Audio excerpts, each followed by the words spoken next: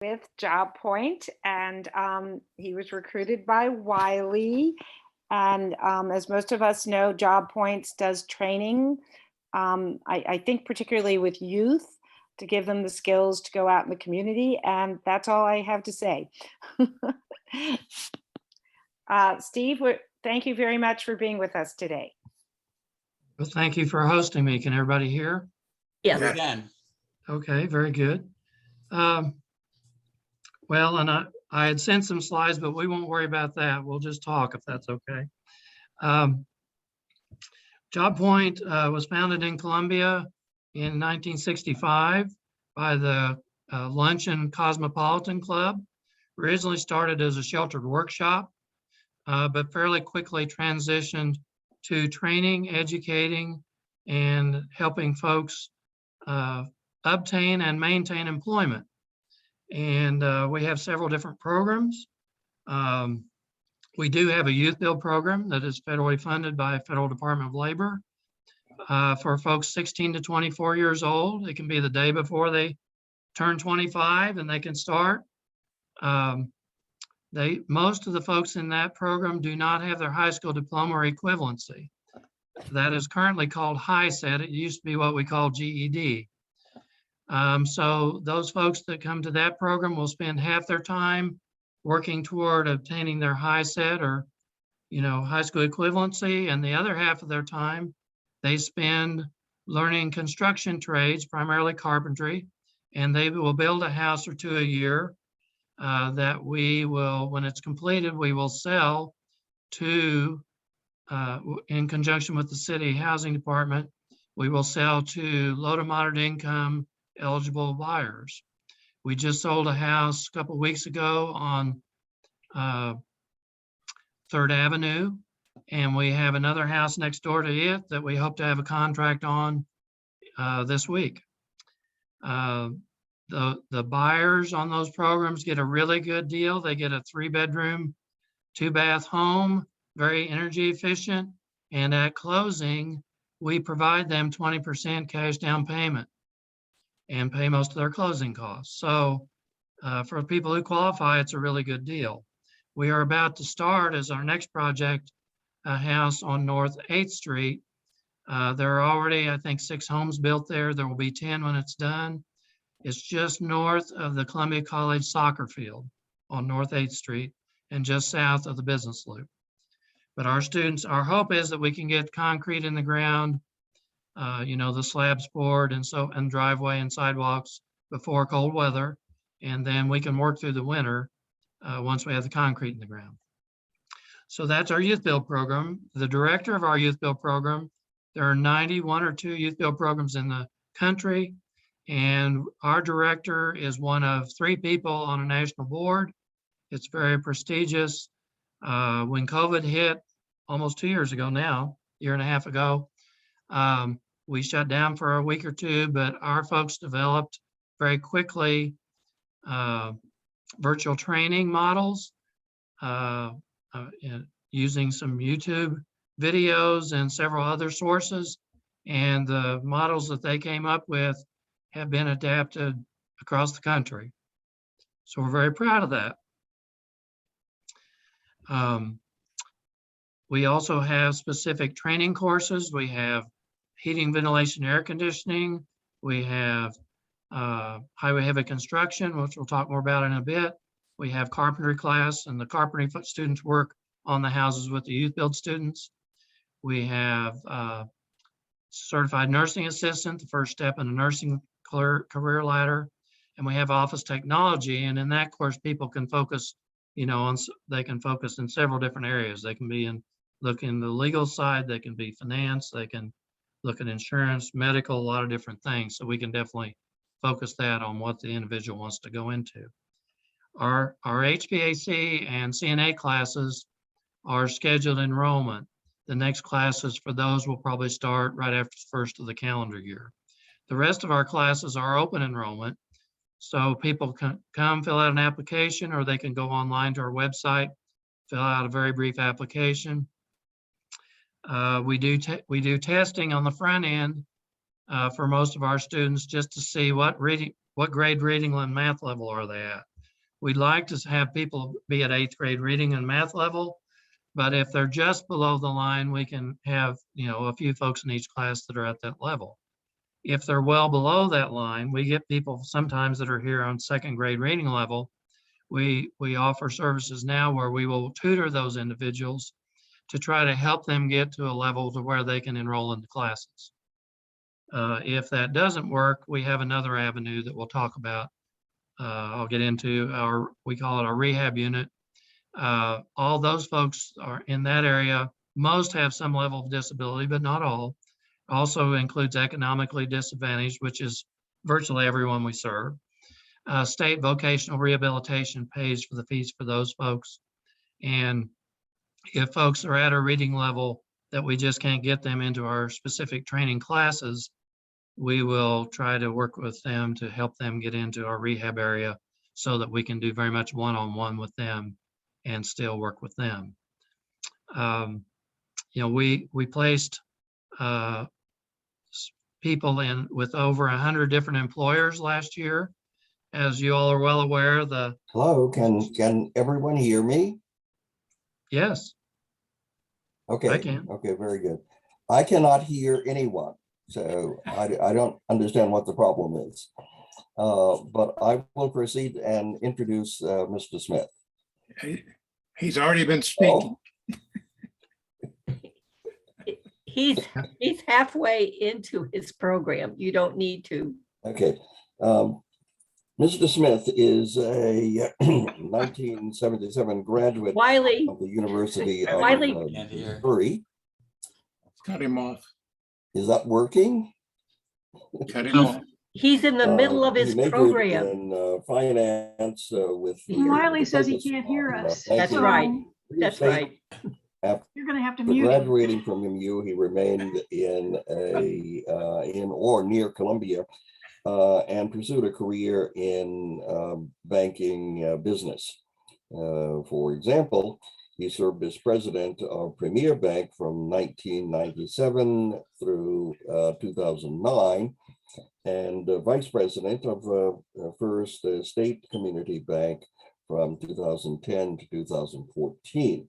In 2014, he left the banking industry to become president and chief executive officer of JobPoint. And he has remained in that position to the present time. He is also very well connected to the Columbia community. He is a member of the Columbia Chamber of Commerce, a founding member of the board of the Central Missouri Development Council, a former board member and president of the Hearts of Missouri United Way, and past president of the Lions Club. And he is a life member of the Missouri Alumni Association. We're very happy to have with us today Mr. Stephen A. Smith. Thank you very much, Dr. Miller. I appreciate that.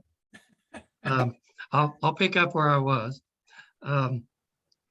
Let's see. I have to think just a minute. Okay. I mentioned that we do testing of folks other than those who enter a rehab program, just to see where they're starting out with the reading and math skills. We do like to see 8th grade level. We have ways to help them get there if they aren't at that level. We also have a 6-day course we call job-related training. It's mainly to help people try to reestablish or establish for the first time their own self-worth. Most people who come to us, not all, but most, have very low self-esteem. Many have had very hard lives up to the time they come to us. If you can name all the, we can all name the different barriers to employment. But if I don't think I can do it, I'm much less likely to succeed. So we meet with small groups of people. We have them go through this 6-day program, but a lot of it is just helping them to see the positives they can bring to the table. In many cases, no one has ever done that with them before. And in many cases, they've been told all their lives that they will never amount to anything. So we think that's very important, and to show them that we support them and we give them every opportunity to succeed. As many of you know, the current job market is wide open. I equate it to a sports analogy. Basically, anyone looking for a job right now is a free agent. So, and many are getting multiple offers. It's very unusual in that regard. Even people starting out with minimal skills or no training in a given area oftentimes have multiple offers. And we get employers all the time calling us saying, can you send us people for a given type of job? And people will say, how can I get people hired? My free advice in that regard is it's not always about money. Obviously, they need a certain amount of money to accept a job, but many times there are things that are important to a job applicant that add no cost to the employer. Whether it's flexible work environment, flexible hours, just different things that come into play. Being able to maybe come to work early and leave early so they can pick up their kids after school. There's just a lot of different things. So I advise employers, if they have someone sitting across the desk from them that they really want to hire, ask them what's important to them to be hired. Because once they've agreed on salary, there are many other things that come into play that may allow you to hire this person that have little or nothing to do with extra pay or more cost. And we see that time after time after time. The assumption is by the employers, I have to pay more. And in many cases, they have had to pay more, but it's not always about paying some more than what they've agreed to with that client. So that's one thing that is different in today's job market. The environment has switched where the bulk of the power is now in the workers' hands versus the employer's hands on placement in jobs.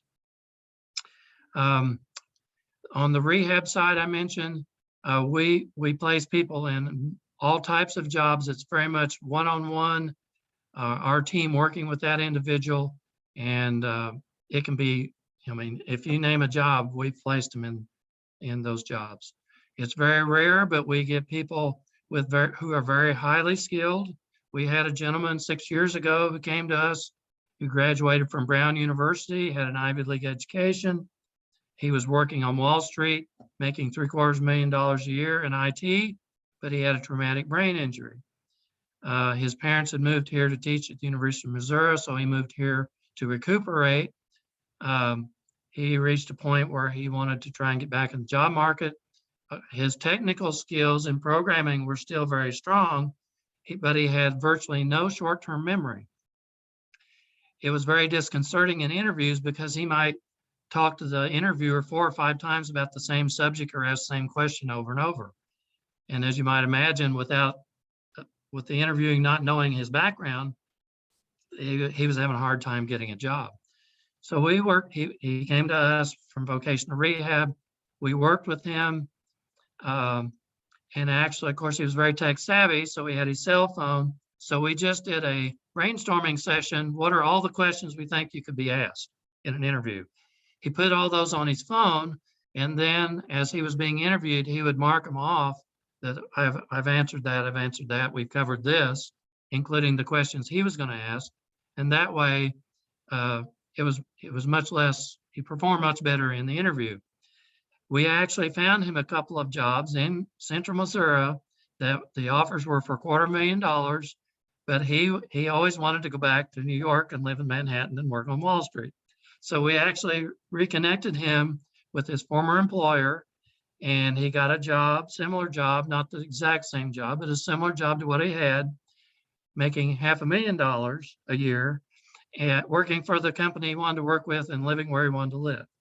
So we don't get too many Brown University grads with the skills he had, but that's one example of the disability side that we work with. And I must say that's a record for starting pay, since I've been here. But we do work with folks with significant disabilities. We had a young man who was totally deaf, who wanted to take HVAC training, heating, ventilation, air conditioning. He went through the entire training process with an interpreter. He has an uncle in Kansas City who owns a company like Rybacks or Plumbing, I think it is here now, a warehouse. But the uncle said, and I think wisely, he was not just going to give him a job, he wanted him to get some training in the field, and then he would employ him. So the young man came to us, went through the entire process with an interpreter, finished the program in quick time, and is working in Kansas City for his uncle. So that's another example of disabilities that we work with. Youth Build I talked about. We also place them in a lot of different jobs, but several of them will go into the highway maintenance and repair, similar to the highway heavy construction I mentioned. Those jobs, for instance, Emery Sapp and Sons is our partner, one of our partners here. We just were approved for a Federal Department of Labor apprenticeship program, which will help us get more funding on the state level. The state of Missouri likes apprenticeship programs, so we're in compliance with that now. But highway heavy construction jobs are the workers that work on the highways and bridges that you see, like the new Rocheport Bridge project coming up. There'll be several workers there that probably will go through our program. Beginning wages there in those type of jobs on federal highway jobs start at $40 an hour plus per diem. That's life-changing money. That's more money than most of the people who work at Job Point make. But it's good not only for the client, it's good for those who rely upon them. Many times that's multiple generations. If they don't want to travel, because you can travel all around on those jobs, the people that take that training do their internship with the City of Columbia Street Department. And they can start there at $18 an hour with full benefits, pension, and so forth. So that's not a bad starting job either. I mentioned HVAC. You know, if someone comes to work either at your home or at your office, it's probably not a young person. And we train people of all ages. We've actually placed people in the last year that were 80 and 81 years old that wanted to get out of the house and work. And we found them part-time jobs. They didn't want to work full-time, but we found them jobs. But most of the people we serve are 40 or under, but we serve all ages.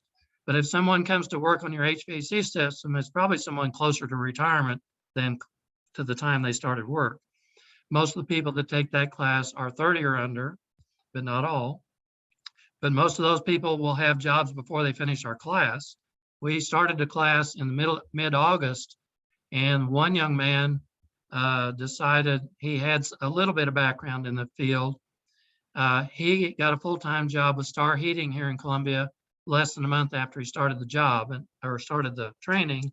He is going to complete the training, get all his certifications, and virtually all those people will have full-time job offers before they finish the class. We have one young man. We get referrals from people throughout the state of Missouri through vocational rehab. We had one young man who was living in a rented mobile home in Rolla, barely making ends meet, just working a couple part-time jobs. He went to vocational rehab office in Rolla, wanted to take HVAC. They showed him the different programs in Missouri, which there aren't that many. He decided to come to Columbia. They actually paid for him to stay in a motel through the week and paid for gas for him to go home on the weekends. And he completed the program. He went to work for a local company, and he has been hired away twice with significant promotions. And so he went from a couple part-time jobs, living hand to mouth, to he's now the head technician for one of the companies you'd recognize here in town. So we do get people referred from all over the state.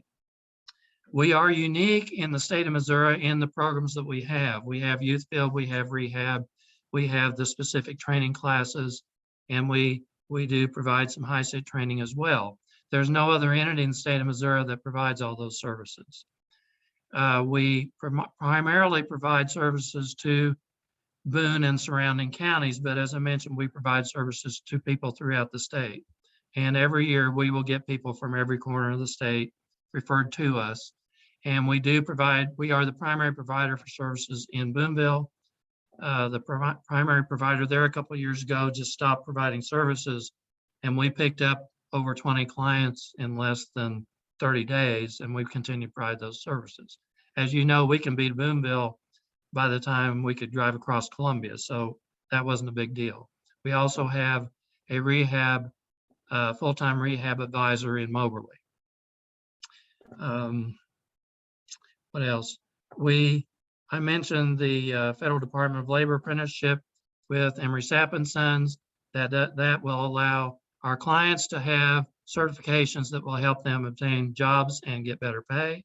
It allows Emery Sapp & Sons to have more workers, and it allows JobPoint to get more funding, because I won't say we were shut off, but the biggest sources of funding for the state of Missouri require having apprenticeships in place. So this is a big deal for us. We will be able to apply for funding from the state that we were not eligible for prior to getting this apprenticeship. We are in the process of setting up, providing high-set services for the Juvenile Justice Center, which is a big deal. They provide services to several counties throughout the state, but once the the people are there till age 18, we are going to do hybrid training there. We will have staff go out and meet with those folks. We're going to do a pilot program first, of course, just to work out the kinks, get everything in place. That a lot of the training will be online, but we think it's very important. We do soft skills training with every program that we have to establish self-worth. To a lot of the people we serve have been able to get jobs in the past, they've not been able to maintain employment. So whether it's working and playing well with others, showing up on time, dependency issues, you can name all the different things, but a lot of it gets back to the kindergarten skills that we've all been talked about over our life. Several of the people we serve have never had that training, or never had anyone point out to them. They know they've gotten jobs and lost jobs. Nobody's ever sat down with them and say, here's some reasons why you may not have been able to maintain employment. And if they're willing, and most are, we work with them on that and have a pretty good record of being able to maintain employment, because we're not just trying to stick them in a job. We're trying to hopefully develop a career for those and those who rely upon them, but also help them advance and develop over time. We do not get every person that we serve immediately off of all government assistance, but we do get several off totally and some off somewhat. And so we make progress. And our recidivism rate for those who have served jail time, prison time, all the above, we serve several people that have that history. Our recidivism rate runs a third to a half of the state and national averages. So I would suggest that, a lot of JobPoint's money is federal, state, county, local, tax funds, taxpayer money, United Way money, a lot of different avenues, donations. We do fundraisers, but we look every year, since I'm a former banker, have to have some numbers, right? But we look at, for the last 5 years, if you take the people who complete our programs, because everybody doesn't complete, most do, but everybody doesn't. And then those who complete get a job, because there's a little fallout there, and stay on a job for 90 days. That we view that if they stay on a job for 90 days, they may want a different job, but if they keep a job for 90 days, they're very likely to be able to keep the next job they get, and so on. So that's kind of our test. We take the starting pay for all those people, not the promotions they get or additional raises, and we annualize that. And then we compare that number of the people who completed programming, got a job, and kept it for 90 days, and their starting pay, annualize it, and we compare that to our annual budget.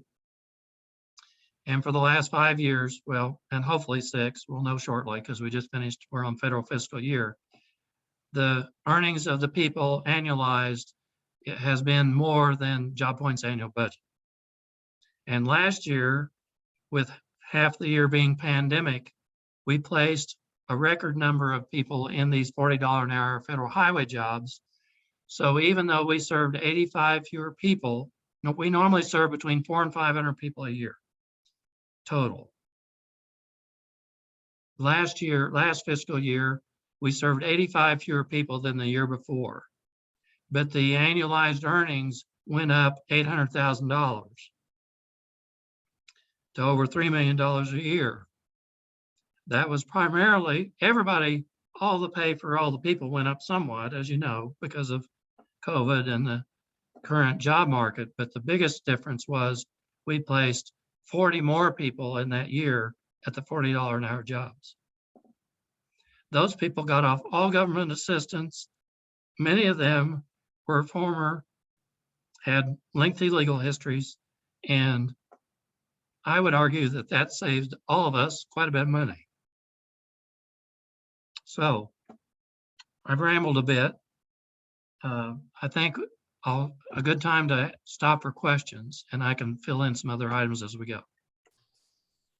Are there any questions? Sue? I You're have one. muted, Sue. Mr. Smith, what are the youngest ages that you work with? Our youth build program can serve as low as 16. For the other programs, we can serve under 18, but most jobs won't hire someone full-time until they turn 18. I The see. federal highway jobs, for instance, we had a young man who came to youth build. He was 17, he had just turned 17. That program normally goes 6 to 9 months, depending on how quickly they attain their high set. He attained his high set in about 7 months. He decided to go into the highway heavy construction program. He actually completed the program and got his commercial driver's license. Well, he got his permit for his commercial driver's license, because we do that as well, can do that. But he was 2 months from his 18th birthday. Well, you can't get your commercial driver's license till you turn 18, and he couldn't be hired by, well, this was Capital Paving, another local company, until he turned 18. So we got his permit for CDL. We set up a test for his CDL the day after his birthday, and he filled out an application. We coordinated with Capital Paving, explained the circumstance. They were, ready to hire him, but he went through the interview process, background checks, got all that done. And the day he turned 18, he started work at Capital Paving, and they gave him the next day off so he could get his CDL and work through that process.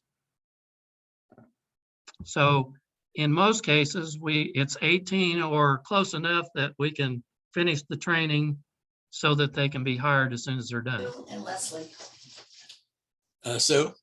Yes. It sounds like many of your training programs are more construction oriented or such. What percentage of your clients are female? Well, it varies by year, but it's usually 25 to 35%. And we have had females complete all of our programs, including the highway construction, the carpentry, and HVAC. We have either 2 or 3 of the 8 people in our current HVAC class are females. And what luck do they have on getting jobs in that? No problem. Okay. Actually, on the federal highway jobs, females are paid more. Their starting wage is $43 an hour. And, but on the rehab side, it is not nearly as much construction oriented.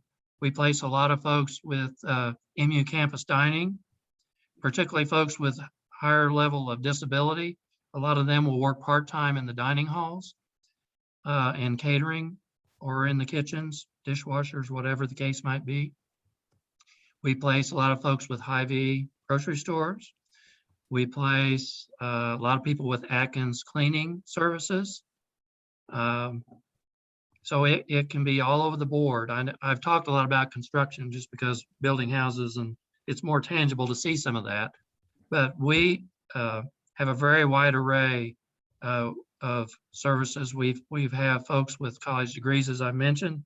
We had a young lady who came to us who had graduated from Mizzou in personal finance. And but she had trouble. She was injured in a car accident as a teenager.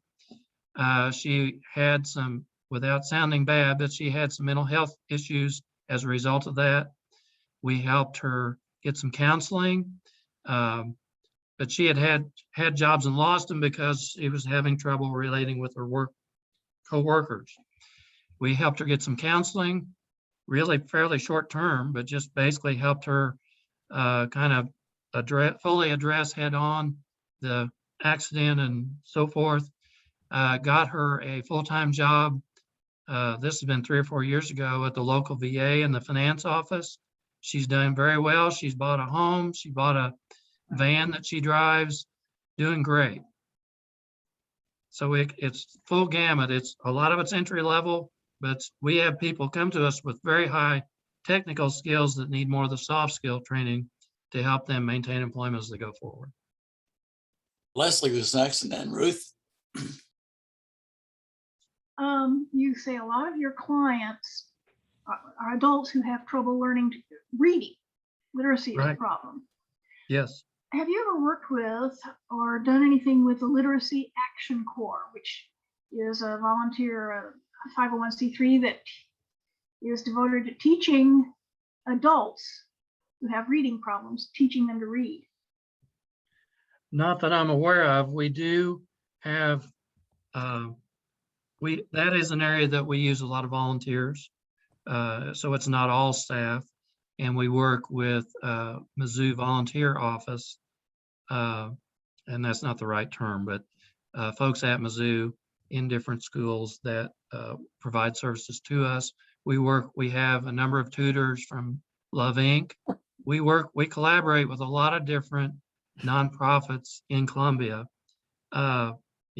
Services for Independent Living gets funds every year, CDBG, Community Development Block Grant funds from the city to help adults, and normally older adults, to stay in their homes longer.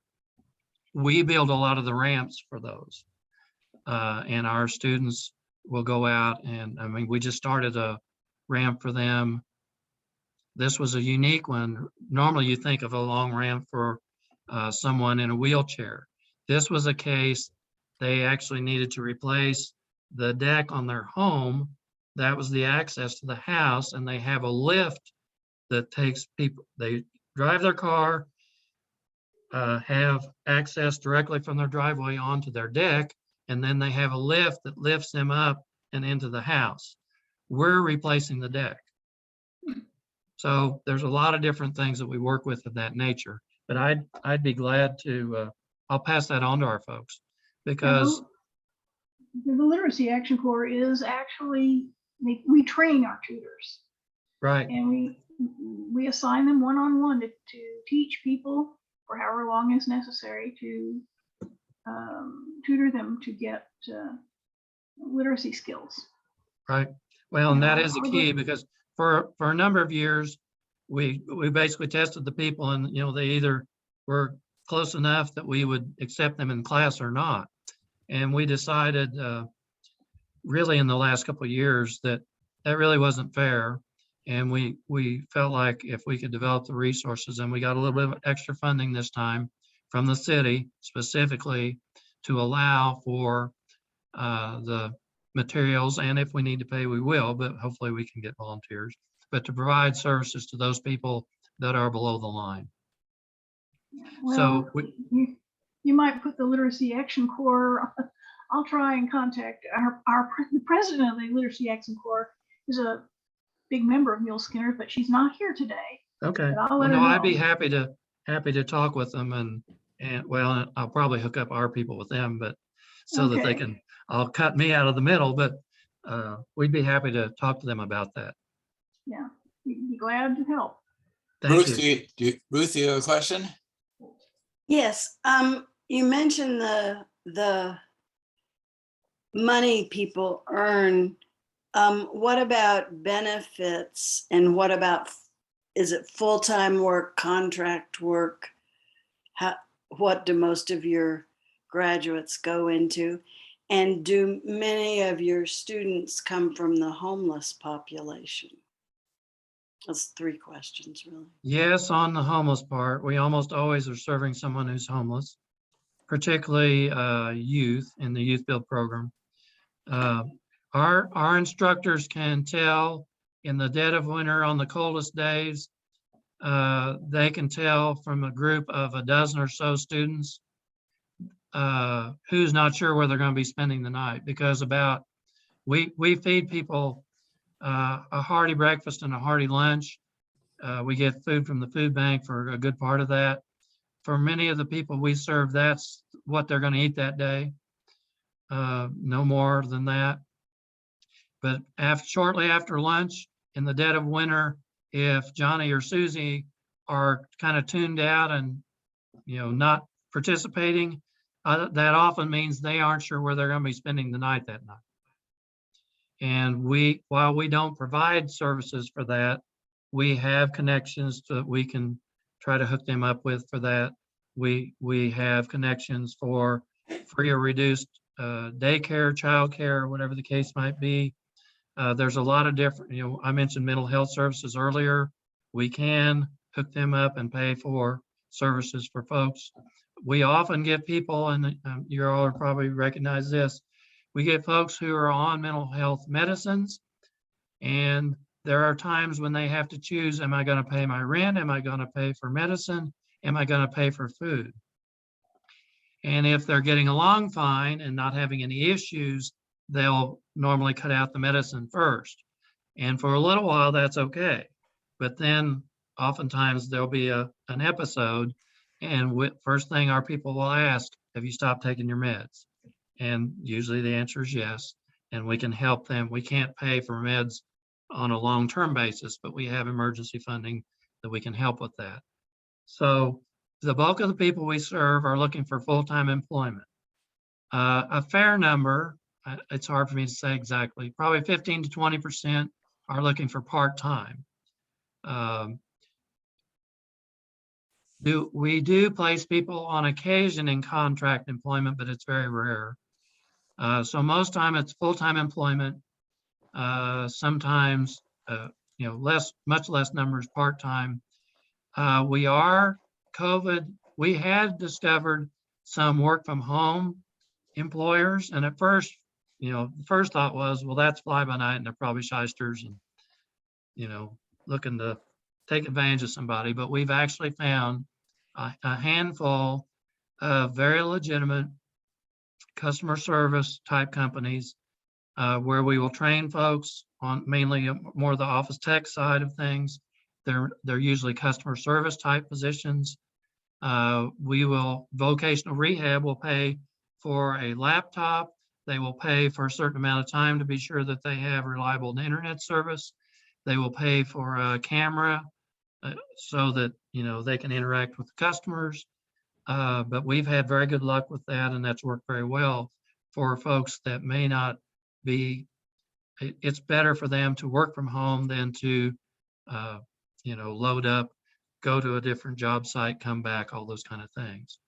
And for many people, that helps them. They may not have reliable transportation.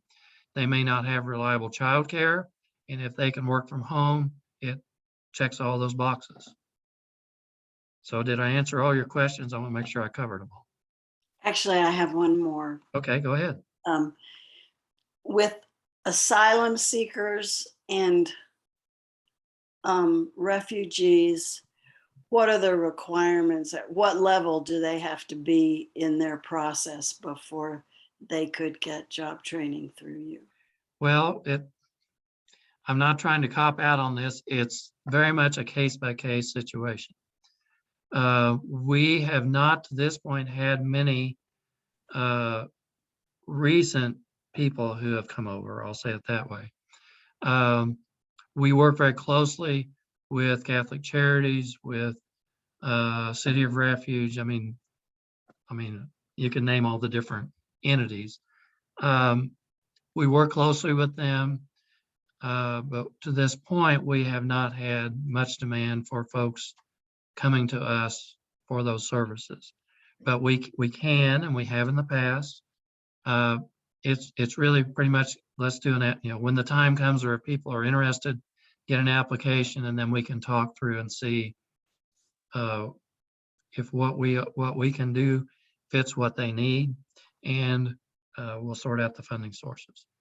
One of the main reasons we do the application thing is because we have almost 20 different funding sources.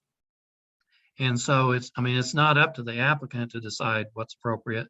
Of the 400 to 500 people we serve in a normal year, less than a handful pay their own way. So virtually everybody's on scholarship, but we need to decide which funding source fits for this person. And we do have, normally in one of our fundraisers for the year, we will have those proceeds go into an undesignated fund, because even with all the funding sources we have, there's still a few people each year that don't meet the criteria of the funding sources that we have. So we raise money once or so a year so that we have some scholarship money available if somebody doesn't check the box. Herb, you had a question?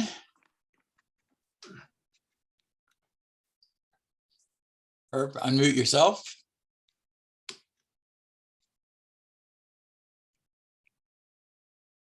Okay, now I'm free.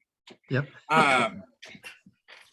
One of the common deficiencies across the country and in Missouri, according to the data, among many people who are having unstable work histories, is that they may have a high school degree, but in fact, they do lack a sound 9th or 10th grade background or basis in mathematics, geometry, elementary algebra, probability.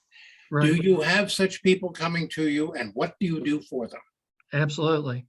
Well, for instance, I'll take the construction classes. I always use that as an example, but there's quite a bit of math in construction. Yes, indeed.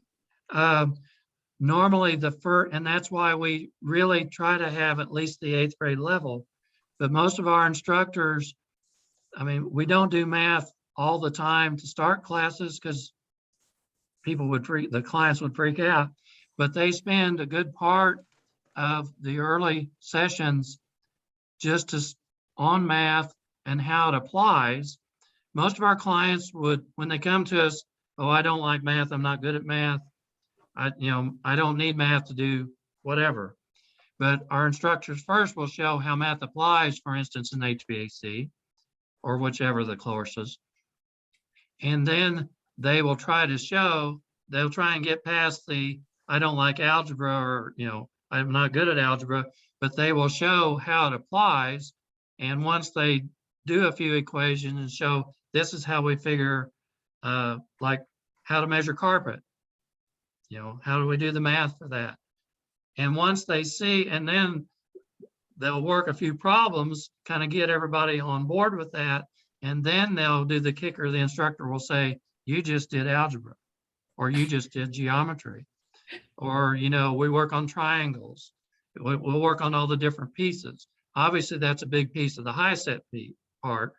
And most of our students will do math last, because there's 5 different tests, and you can study on one subject. Excuse me. You can study for one subject, take the test, and then go to the next. If somebody really wants to show off, they'll do math first, just to say, I could do math first. But in all our classes, we work math into it, but we have to be a bit subtle about it, or a lot of the people will shut down. They'll kind of plug their ears and close their eyes and say, I don't want to do that. So we try to kind of almost trick them into seeing how it applies. Once they see it's applicable and see that they can do it at even an intermediate level, then they're all on board and they're ready to go. I was in the classroom for our high set class yesterday, and I saw all different shapes of triangles on the board, and we had a couple of students that have just been with us less than a month. And, and they were the stereotypical, they're young minority males who have dropped out of high school. And, I heard one of them say the first day he was here, I'm willing to study anything, but I really don't want to do math. Well, he was on the edge of his seat, and he actually went up to the board and was all into solving problems. And our instructor's really good at making it a bit of a competition between the two. And once he saw they were on the same level, I mean, you don't want somebody who's really good and somebody who's not in competition, but it's almost, we make a game out of it in a lot of ways. But in many cases, you know, someone going to work at Hy-Vee, even if they don't want to be a cashier, they need to know how some of the pricing and some of those things work. Sounds to me as if many public school districts in Missouri should be mandated to consult with you. Well, we work with CPS quite a bit. CPS is going to be a partner at the Juvenile Justice Center with us. We are actually, with our youth program, even though people get their high set, they're setting up a program to where they will graduate high school with a diploma in addition to their high set. So we are working with several different ways to try and deal with that. So that was probably more than you want to hear on that, but No. Thanks. Pam? This is from Kathy Jensen because she's unable to turn on her sound or picture. Her question is, does Job Point have the programs that are now housed in the former Columbia Tribune office? no, that is MERS Goodwill, MERS Goodwill, the people who run the Goodwill stores. They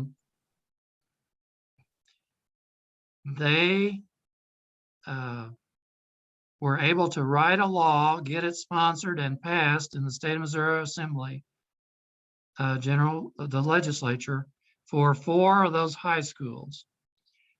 One is in Poplar Bluff, one is in the Springfield area, one is here, and I'm drawing a blank on the other one. Anyway, theirs is a traditional school model. And as you can tell from my conversation, ours is not a traditional school model. Most of the people, the vast majority of people we serve, whether they graduated or not, and whether they graduated college or not, did not really fit in to the traditional public school model. And I am not saying, I am a big supporter of Columbia Public Schools, but everybody doesn't fit that model. The MERS Goodwill model is for people to come, adults to come, sit in class, in a classroom of their peers, and you know that now we're in this class, then we go to the next class and so on. I'm not going to say that can't work, but that doesn't work for the people we serve. We work, well, even in our classes, it's very much individualized. 3 of our classes, as I mentioned, are open enrollment. So we might have 8 people in that classroom, but every one of them can be at a different place in the curriculum. So we really try to make it about the individual, particularly for people who have dropped out or people that have been out of school for a while and don't have the sharpened skills Mr. Tillman was talking about. It's very much about first helping them with their self-esteem and showing that we care about them, making it a family atmosphere, and then individualizing curriculum to meet their needs. You know, many people, as they go to take the high set, need accommodations because they may have, maybe they had an IEP diagnosed in high school. They can get more time to take the test. They might have a proctor read the questions to them. There's a lot of different ways we can get from point A to point B, but it's not all about running everybody through the same way. And that's the biggest difference of what we do versus what the MERS Goodwill School does. And I'm not saying they're wrong. I'm saying that won't work for the people we serve. Any other questions? I had another one. I see that you have signs out that you're trying to hire people. Is that correct? Or is that? That's for placement. That's for people to come take our classes for us to help them get a job. Okay, all right. The main thing on that point, the bulk of the people we serve, well, of course, some areas are referred, like by vocational rehab, But the bulk of the people we serve in our other programs that aren't referred by VR know someone. They know someone that's had our services. But we do have capacity for more people, and we are getting more funding. So if you know of someone that has an interest, just tell them to either go to our website or come here during business hours, Monday through Friday, 8 to 5, and we'd be happy to talk to them and talk about their specific circumstance and see what we can do to assist. And if we can't assist them, we will try to hook them up with someone who can. But so we are not strictly a job placement center. We get a lot of calls about that. But we do work with the job center in other areas or temporary services. There are some positions in town, particularly some of the manufacturing jobs, that you have to go through a placement service. You work for 6 months on probation, and then they decide if they're going to hire you. So we really try to get familiar with the employers in town, and we're very familiar with many of them. We try not to send them. We find out what they're looking for in employees and what they won't accept. For instance, legal histories. There are some places that are pretty much wide open. There are others that certain histories they can't take.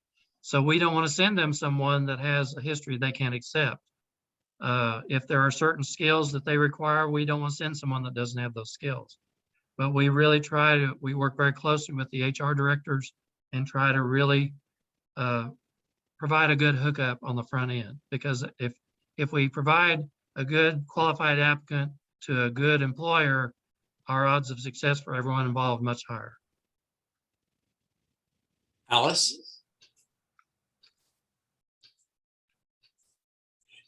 Alice, you're muted. Right. This is kind of more of a general question about how internationally, nationally, locally, we have all these job openings. Salaries have gone up some. There's COVID out there, but I guess your take on why there's so many job openings and not enough people to fill it. I'd just kind of be interested in that. Okay, well, okay, this is Steve Smith's view, not Job Point's view. Right. So I'll give that disclaimer first. In Columbia, especially, when COVID hit, of course, the universities, a lot of people went home, a lot of the students. That dramatically reduced the number of people available for jobs, and particularly in the hospitality industry. Right. And that has not fully recovered yet.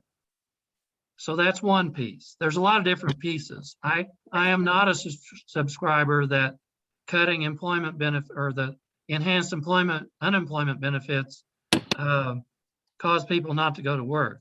If I may say, that's bullshit. Thank you.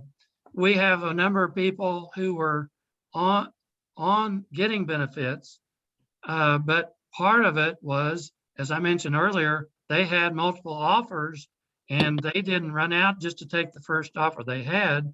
They were getting multiple job offers and they were taking their time to sort through what was the best fit for them longer term, which I would think if most employers would think about it, they would prefer as well. So once they hire the person, they have a better chance of keeping them longer. It probably did keep some people from going to work sooner, but I don't think that was a big number. So that was a piece. There's lots of little pieces, in my opinion, that come into play. Several employers were very slow to adjust to what it was going to cost to hire people, and that was a factor. Several employers have not adjusted benefits or done as I suggested, not that I have all the answers, but they were trying to guess what was important to hire people rather than asking the person, what's important to you to go to work? They've already talked about the pay and the main benefits, but each person there may have a different idea of what's important to them. The flexible hours, some of those things I mentioned, and a lot of employers still have not adjusted to that. So to me, there's a lot of different variables that come into play. And then there are a lot of jobs that do require more than a base level of skills to do those jobs. And it's going to take training for those people and dedicated training for people to get those skills. And it probably will take more apprenticeship or those type of programs for people to get those skills. Right. We know some employers that are trying to set up their own training programs. Capital Paving, I mentioned, Emery Sapp and Sons is working with us and others for us to do training and send people to them. We are actually starting, and I asked them about this and they agreed to do it. Emery Sapp and Sons gets hundreds of applications a year and they don't hire a large number of them. I suggested, how about if you they go back and look at the people they didn't hire, but that were close, and then pay those people, it may be minimum wage, but pay them to go to class with us, take our class, and guarantee them a job. And they're all over that. So we're going to do a trial on that to take people that have applied. So they've already expressed interest in working for them, but they didn't feel what they were quite to that level. They're going to refer them to us. We're going to train them, get their safety training, their skills training, maybe there's commercial driver's license, go back to work for them. So I think we're going to need to think outside the box. We're not going to be able to go right back to what we always did and have it work. Thank you, Steve. That was really insightful, and it just reiterates the importance of your work at Job Point. So I thank you for it. And I really agree with you that cutting benefits, Missouri was one of the 25 states that did that, did not improve the job market. Only 1 out of 8 people more went to work. Right. But they cut off. And one aspect you didn't report in terms of not taking jobs was childcare. Right. If you needed childcare and you couldn't afford it, then you couldn't leave home. It was summer, Right. and there isn't school, and that was another factor. But well, childcare. Well, and I say daycare because we have, maybe it's a grandparent, maybe it's a parent, it could be children, more normally children, but care for whoever else is in the household and reliable transportation. Many people that we serve, the first job they take is as much based on how close is it to my house, and we help them as best we can to find reliable, inexpensive, or free, in some cases, daycare. But if they don't have those things, it's not going to work longer term. So we try and address that as much as we can on the front end. But many people will not be able to drive across Columbia or take a job on the other side of town from where they live to start, because they're not going to be able to get there on a reliable basis. And we really preach being at work on time every day, and if you can't, communicating with your employer. Well, I encourage Job Point to speak out more to the council. I just talked to a council person today about our public transportation system. Even though we try, because the state of Missouri, last time I heard, I used to be on that commission, it gives us like $25,000 a year, or it's like pennies from heaven, Right. Instead of the millions that we need.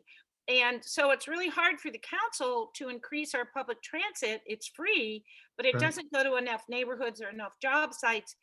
We need more state and federal funding to do that.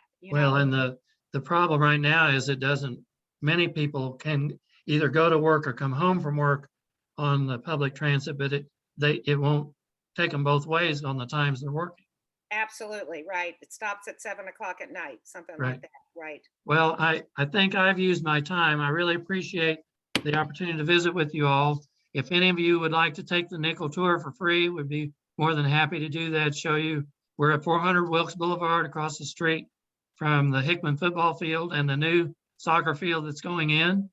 And I have to make one more plug. Job Point was named the Chamber of Commerce Small Business of the Year in 2020. And we're very proud of that. So thank you all very much. Thank you, Steve. And thanks everybody else who's participated. And we'll see you next week, same time, same place. And we'll be hearing about redistricting in Missouri.